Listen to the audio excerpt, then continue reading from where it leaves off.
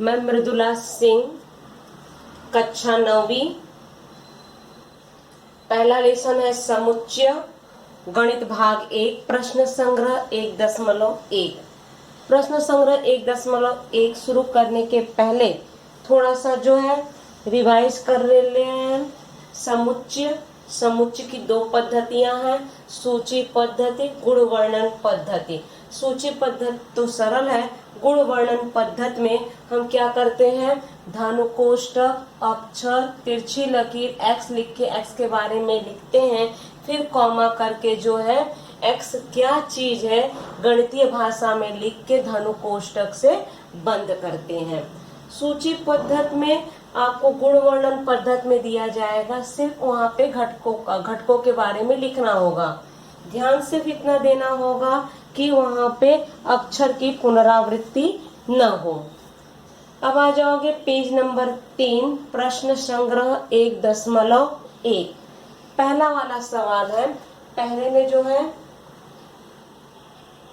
हम जो है यहाँ पे सवाल नहीं लिख रहे हैं। पहला वाला सवाल, निम्नलिखित समुच्चय सूची पद्धति में लिखिए, ये सवाल है। तो पहले में जो है पहला वाला सवाल है, सम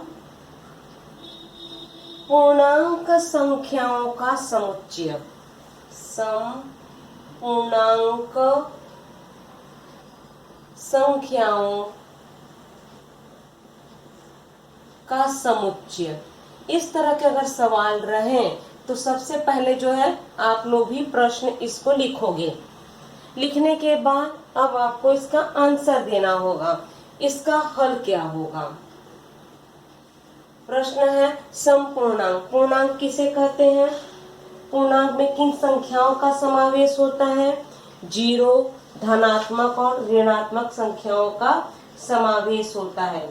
इस समपूर्णांक कह रहा है, जरा ध्यान दोगे, समुच्चय शब्द है तो समुच्चय को कैपिटल लेटर से संबोधित करते हैं, ए बराबर धनु कोष्ठक।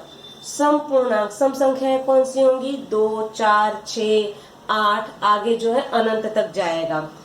पूर्णांक शब्द है तो धनात्मक और ऋणात्मक दोनों का समावेश होता है।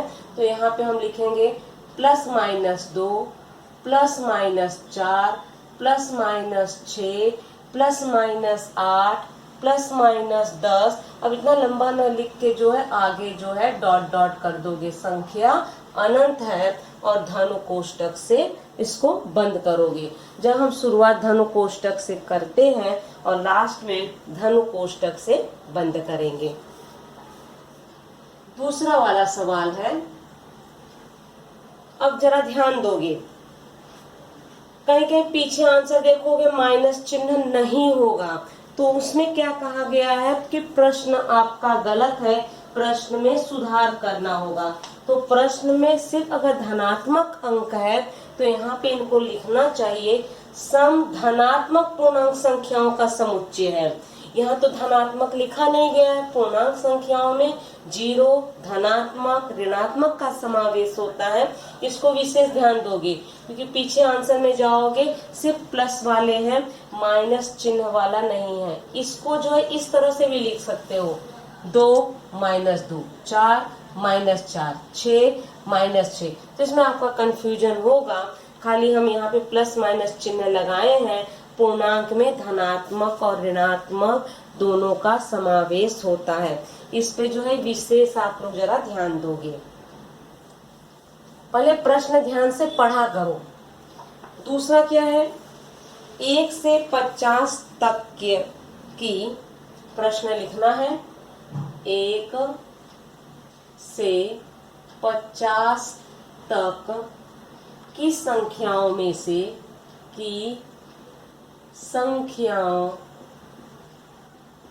से अभाज्य संख्याओं का समुच्चय। अभाज्य संख्याओं का समुच्चय। अब इसको हल करेंगे। हल b बराबर धनु कोष्ठक। अभाज्य संख्याएं कौन सी होंगी? 2, 3, 5, 7, 11 हम आगे अनंत नहीं कर सकते। क्यों नहीं कर सकते हैं? यहाँ जो है लिमिटेशन दे दिया गया 50 तक, 50 के आगे आपको नहीं जाना है। तो यहाँ पे संख्या जो है सीमित वाली आएंगी। तो कौन कौन सी संख्याएं आएंगी जरा ध्यान दोगे? 2, 3, 5, 7, 7 के बाद आएगा 11, 13, 17, 19, 23, 29, 31, 37, 41, 43, 43 के बाद आएगा 47, धनु कोष्टक से बंद करोगे। ये सभी अभाज्य संख्याएं अगर इनका खंड करने जाओगे, यही अंक और एक इसके सिवा बाकी नहीं होंगे। एक जो है अभाज्य संख्या नहीं है, 2 जो है सम अभाज्य संख्या है। खंड करोगे 2 एकम 2, मतलब खुद ही में जो है गुणा हो रहा है। 3 एकम 3, 5 एकम 5, 7 एकम 7, 11 एकम 11। अब आ जाओगे तीसरा सवाल। तीसरा है सभी ऋण पूर्णांक संख्याओं का समुच्चय। सभी ऋण पूर्णांक संख्याओं का समुच्चय। तो हल लिखोगे। हल कोई भी जो है समुच्चय का नाम दे दो। सी समझो, ए भी नाम दे सकते हो, पी भी नाम दे सकते हो। कैपिटल लेटर का उपयोग करना है, जो नहीं कि सी ही देना। ए भी ए दे दो चलेगा, कोई बात नहीं। बराबर धनु कोष्टक। अब देखो यहाँ पे देखोगे सभी ऋण पूर्णांक, यहाँ पे आपको बता दिया गया है ऋण पूर्णांक होना चाहिए। तो ऋण पूर्णांक में कौन से आएंगे? 0 जो है कौन सी संख्या है? न धनात्मक न ऋणात्मक है। तो ऋण पूर्णांक में आएंगे यहाँ पे ऋण 1, ऋण 2, ऋण 3, आगे अनंत। यहाँ कुछ तो लिमिटेशन दिया नहीं गया कि 50 तक, तो ये आगे अनंत जाएगी। धनु कोष्टक से बंद करोगे। इसको कुछ लोग ऐसे लिखेंगे ऋण 1, ऋण 2, ऋण 3, आगे यहाँ पे अनंत। ऐसे भी आप लोग इस्तेमाल कर सकते हो, लेकिन ध्यान दोगे ये धनु कोष्टक चिड़िया की तरह न उड़ा के धनु कोष्टक का व्यवस्थित जो है चिन्ह का उपयोग करोगे। बार बार करोगे, प्रैक्टिस हो जाएगा और चिन्ह बनाना आपको आ जाएगा। पहले में चौथा वाला है, ये अंतिम सवाल है इस चौथे का, मतलब पहले में 4 सवाल है। चौथा वाला सवाल है संगीत के 7 मूल स्वरों का समुच्चय। तो संगीत के 7 मूल स्वरों का समुच्चय। तो हल हम डी बराबर कहोगे ए के बाद बी, बी के बाद सी, सी के बाद डी, डी भी लिख सकते हो। चलो हम फिर से लिख देते हैं ए बराबर। समुच्चय को कैपिटल लेटर अक्षर से दर्शाया जाता है, किसी भी अक्षर का आप इस्तेमाल कर सकते हो। धनु कोष्टक। संगीत के 7 मूल स्वर कौन से हैं? सा, रे, ग, म, प, ध, नी, फिर सा। वही रिपीट हो रहा है तो वहीं पे रुक जाओगे। तो लिखोगे सा, कॉमा करो, रे, ग, म, प, ध, नी, फिर सा आ रहा है, रिपीट हो रहा है। नी के बाद कॉमा नहीं लगाओगे, लास्ट वाले घटक के बाद जो है कॉमा नहीं लगाना है। ये पहला सवाल आपके जो है यहीं पे कंप्लीट हो गए। अब आ जाओगे दूसरा वाला सवाल। दूसरे में जो है सवाल में कितने सवाल हैं? दूसरे में जो है 3 ही सवाल है, ज्यादा सवाल नहीं है। दिया गया है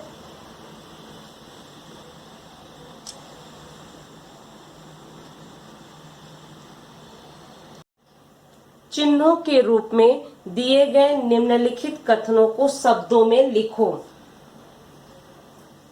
पहला 4/3 इस तरह का चिन्ह है, क्यों दिया गया है?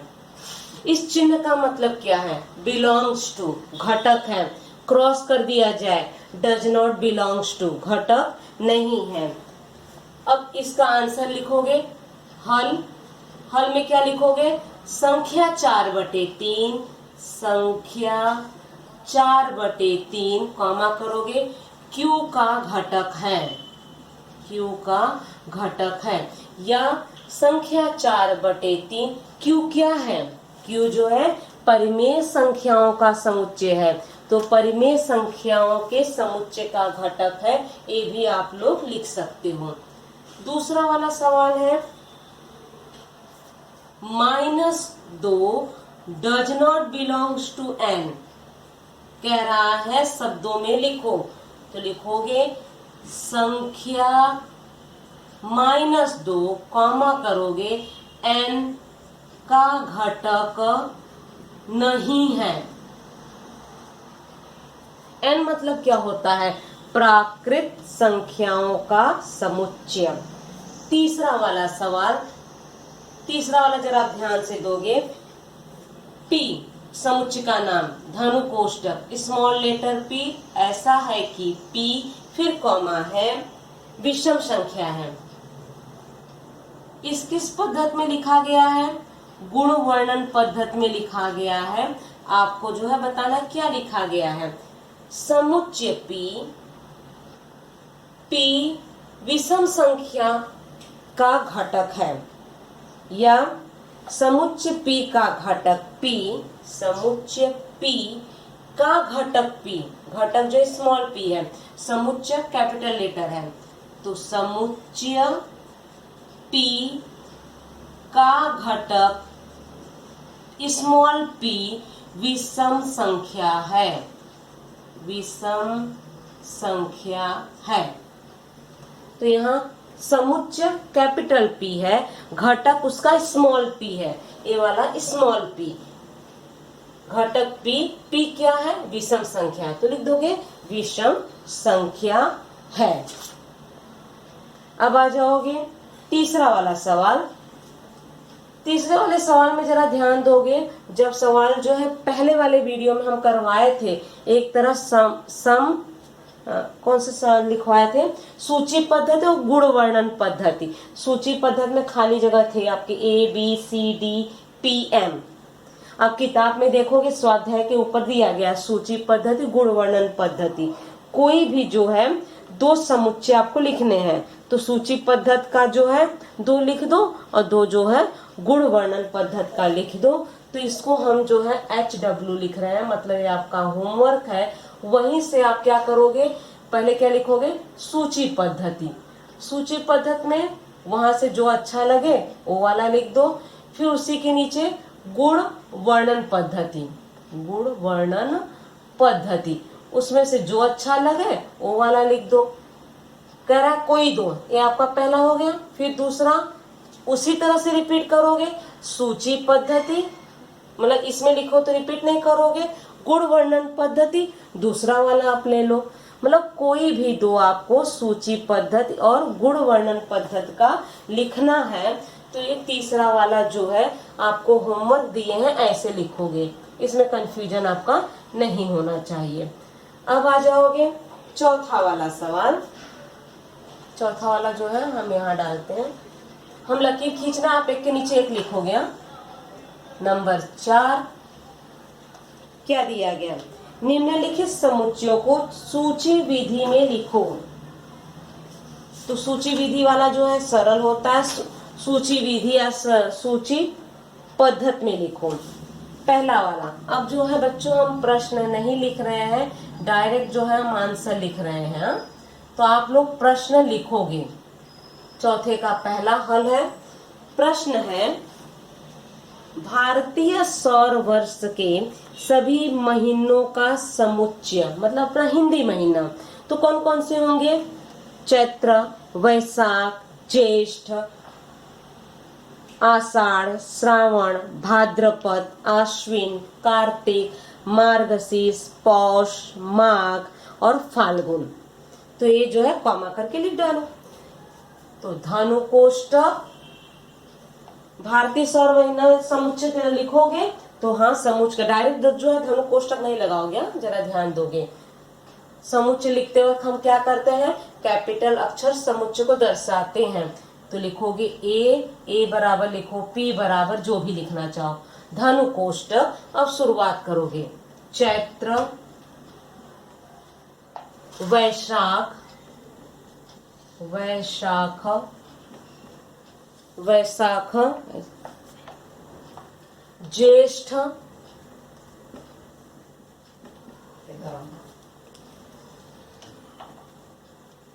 आषाढ़,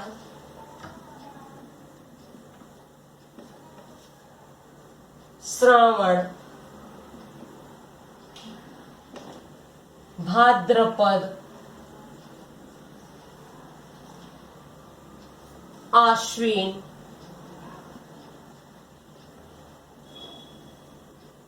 कार्तिक, मार्गशीर्ष,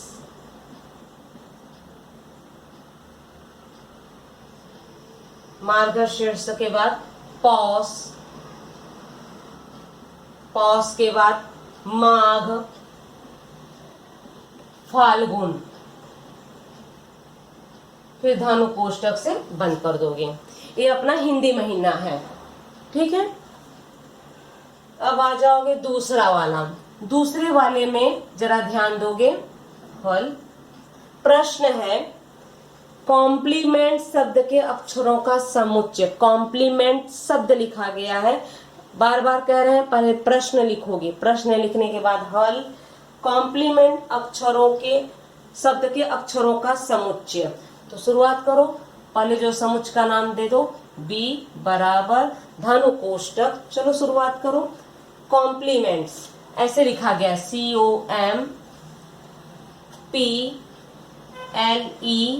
COMPLEMENT, ऐसे कैपिटल अक्षर का उपयोग किया गया है। तो एक एक करके घटक लिखोगे। हम आपको बताया कि घटक जो है स्मॉल लेटर अक्षर का उपयोग किया जाता है, लेकिन यहाँ कॉम्प्लीमेंट कैपिटल उपयोग किया गया है, तो यहाँ कैपिटल ही लिखोगे, स्मॉल नहीं लिखने जाओगे। शुरुआत करोगे C, कॉमा करोगे, O, फिर कॉमा करोगे, M, कॉमा करोगे, P, comma L, comma E, comma फिर M है। देखो M आ रहा है, एक बार M रिपीट हो गया है तो दोबारा M नहीं लिखोगे। E रिपीट हो रहा है, नहीं लिखोगे। N, कॉमा T, फिर धनु कोष्टक से बंद कर दोगे।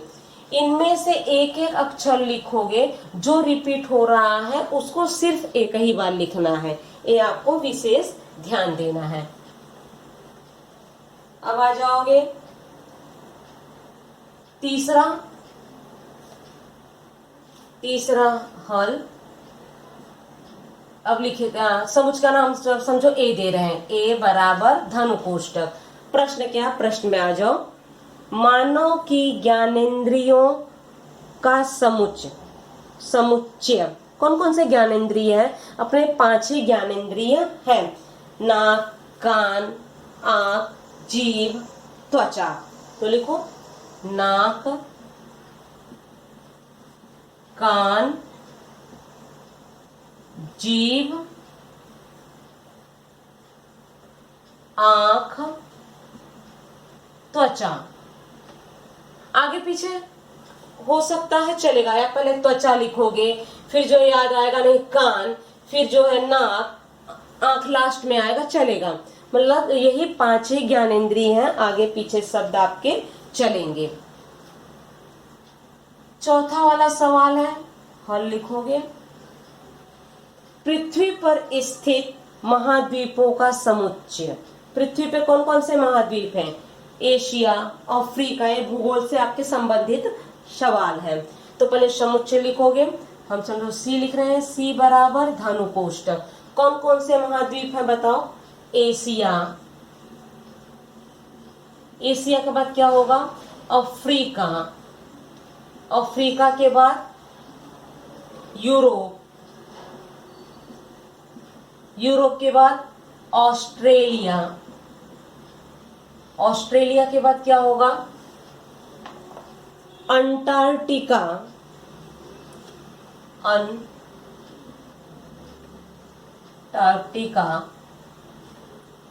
उत्तरी अमेरिका,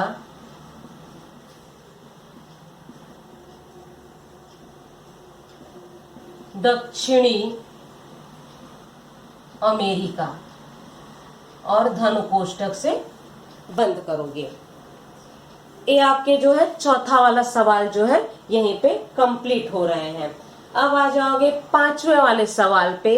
पांचवा वाला सवाल है गुण वर्णन पद्धति। तो पहले जो है हम साइड हो जा रहे हैं, आप इसका स्क्रीनशॉट ले लो, पहले समझ लो, फिर जो है अपनी कॉपी में इसको उतार लोगे। पांचवा वाला सवाल है ए बराबर धनु कोष्ठक, सभी में सवाल लिख के जो है आपको हल लिखना है। 1, 4, 9, 16, 25, 36, 49, 64, 81, 100 धनु कोष्ठक से बंद है। अब इसमें जो है थोड़ी सी आपको बुद्धि लगानी होगी। किसमें लिखना है? गुण वर्णन पद्धति में। गुण वर्णन पद्धति में हम कैसे लिखते हैं? अक्षर का इस्तेमाल करते हैं। तो चलो अक्षर का इस्तेमाल करें। हल लिखने के बाद ए बराबर धनु कोष्ठक, एक्स तिरछी लकीर एक्स। अब एक्स क्या है यहाँ पे पहले जो है ध्यान दोगे। एक्स क्या है समझाने के लिए यहाँ रफ कर रहे हैं। आप जो है सवाल के साथ उसको नहीं करोगे क्योंकि कंफ्यूजन बहुत था।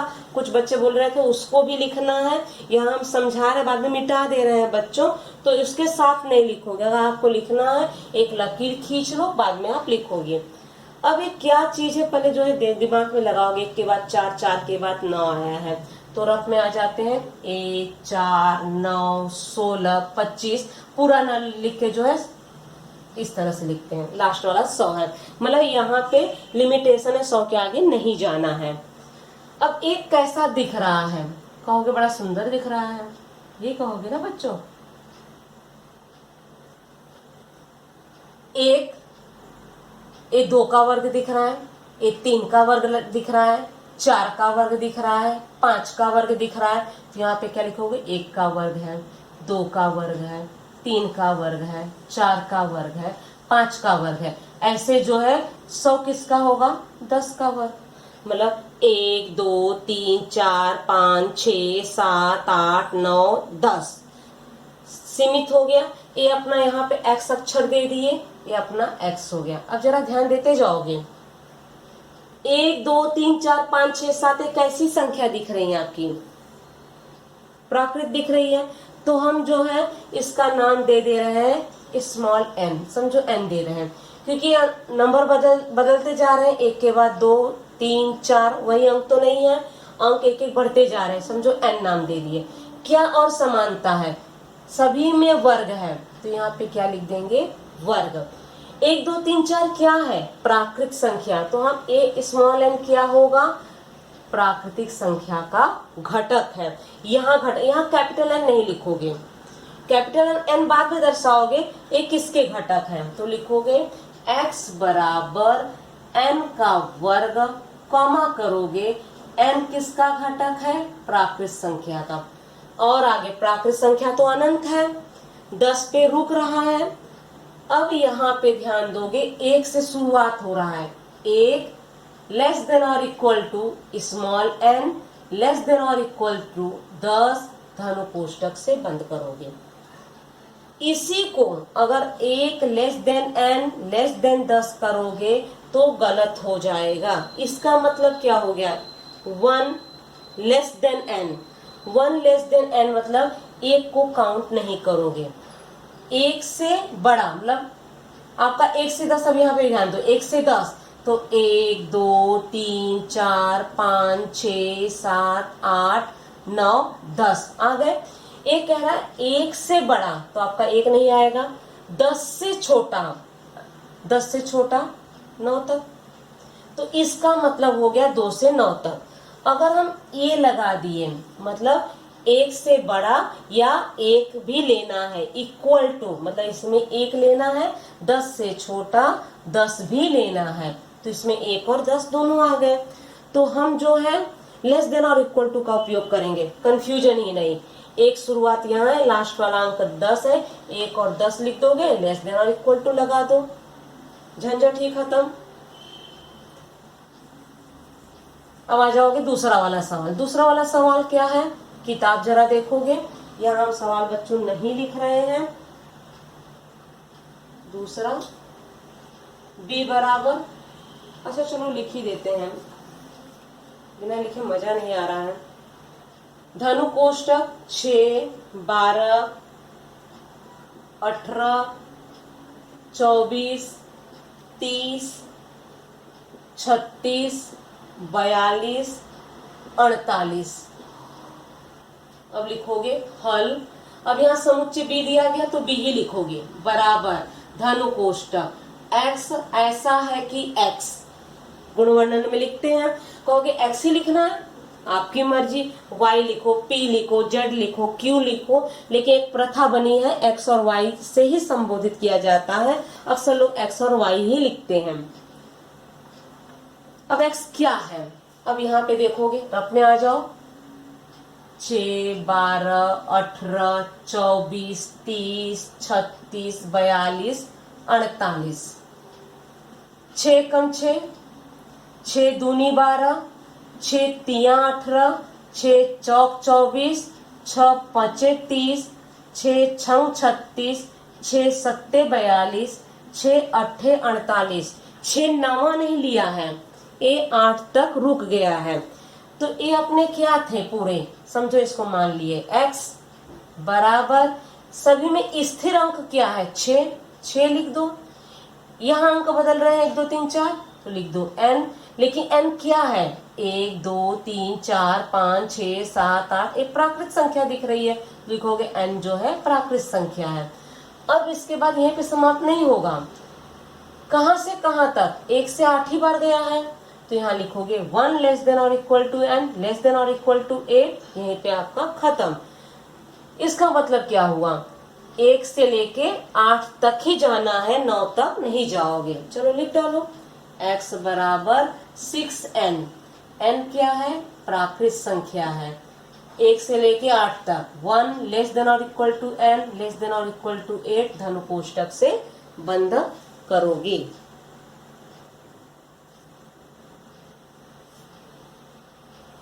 अब यहाँ पे ध्यान दो, चाहो तो 1 लेस देन और इक्वल टू लिखो, नहीं भी लिखोगे, प्राकृत संख्या है, प्राकृत संख्या तो 1 से शुरुआत ही होती है, तो यहाँ पे n नहीं भी लिखोगे, 1 नहीं लिखोगे तो भी चलेगा। आया समझ में, 1 लेस देन और इक्वल टू हम नहीं भी लिखेंगे तो फिर भी चलेगा, खाली जो है इस तरह का। कहोगे इसमें क्यों लिख रहे हैं, इसमें भी मत लिखो, क्योंकि प्राकृत संख्या तो 1 से शुरुआत होती है बच्चों, मत लिखो।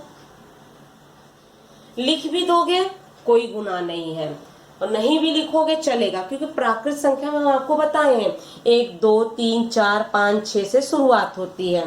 तो n कैसा है, लेस देन और इक्वल टू 10, मतलब n की संख्या 10 तक आपकी जानी चाहिए। और यहाँ n क्या है, यहाँ पे हम बता दिए हैं प्राकृत संख्या है। क्लियर हुआ आपका, तो दोनों में हम 1 मिटा दिए हैं, आप भी मत लिखो। अब आ जाओ तीसरा वाला सवाल, जितना छोटा हो सके हम उसका उतना ही इस्तेमाल करेंगे, इतना कॉम्प्लिकेटेड हम क्यों लिखने जाए, आगे चल के आपका कंफ्यूजन बढ़े।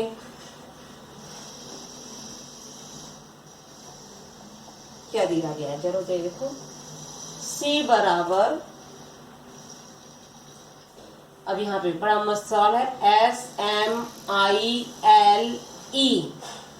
पूरा मिला के क्या बनता है स्माइल, तो क्या लिखोगे, हल, c दिया गया है बराबर, गुण वर्णन में लिखना है x ऐसा है कि x, कॉमा करोगे, x क्या है स्माइल शब्द का अक्षर है, यहाँ कैपिटल इस्तेमाल किया गया है, तो यहाँ कैपिटल ही लिखोगे, स्माइल शब्द का अक्षर है। तीसरा सवाल आपका यहीं पे कंप्लीट हुआ। अब आ जाओगे चौथा वाला सवाल, d बराबर क्या दिया गया है, रविवार, रविवार के बाद क्या है? सोमवार, मंगलवार, बुधवार, गुरुवार, शुक्रवार, शनिवार। ये क्या है? सप्ताह। सप्ताह ही है ना बच्चों, सप्ताह के दिन है। तो लिख दो हल डी बराबर x ऐसा है कि x सप्ताह के दिन है। खत्म हो गया आपका। लास्ट पांचवा, x बराबर a e t। हल क्या लिखोगे? x बराबर, यहाँ x ऐसा है कि x कॉमा करोगे। कौन सा अक्षर दिख रहा है आपको? आपको जो है ये जो है सूची पद्धति में लिखा गया है। इससे कौन कौन से शब्द बन सकते हैं? ए ई टी से जो है कोई शब्द बनता है? मेरे हिसाब से तो नहीं बनता है। तो क्या बनता होगा? ई ए टी, ईट बनेगा। कुछ लोग बोलेंगे ए टी ई, एट भी बनेगा। कुछ लोग बोलेंगे नहीं टी ई ए, हम टी लेंगे, चलेगा। इन घटकों से कौन कौन से शब्द बन सकते हैं? इन घटकों से 3 शब्द बन सकते हैं। 3 शब्दों में से कोई भी एक शब्द का आप उपयोग कर लो। कौन से शब्द का उपयोग करोगे आप? सब कहेंगे ईट का, तो ईट लिखो। कुछ बोलेंगे एट का, तो एट लिखो। भैया हमें तो चाय पसंद है तो टी लेंगे, तो हम लिखेंगे टी। अब यहाँ ध्यान दोगे स्मॉल लेटर, इसलिए स्मॉल लेटर शब्द का उपयोग किए हैं। वहां कहीं कैपिटल था, यहाँ कैपिटल था तो कैपिटल का उपयोग किए थे। अच्छा हुआ 2 सवाल इस तरह के आ गए। कैपिटल है तो कैपिटल लिखोगे, स्मॉल है तो स्मॉल लिखोगे। टी शब्द का अक्षर है। ये आपके जो है सवाल जो है 5वां यहीं पे कंप्लीट हो रहा है। तो बच्चों आशा करते हैं कि आप लोगों को सवाल अच्छे से समझ में आया होगा। साइड हो गए तो स्क्रीनशॉट आप ले लीजिए और अच्छे से जो है इस सवाल को आप लोग लिखोगे। जो भी आपको कोई तकलीफ लगे, न समझ में आए, कमेंट्स में जो है कमेंट्स करके हमें जरूर बताएं। अब जो है हम अगला वीडियो जो है समुच्चय के प्रकार बाद में लेंगे। ठीक है।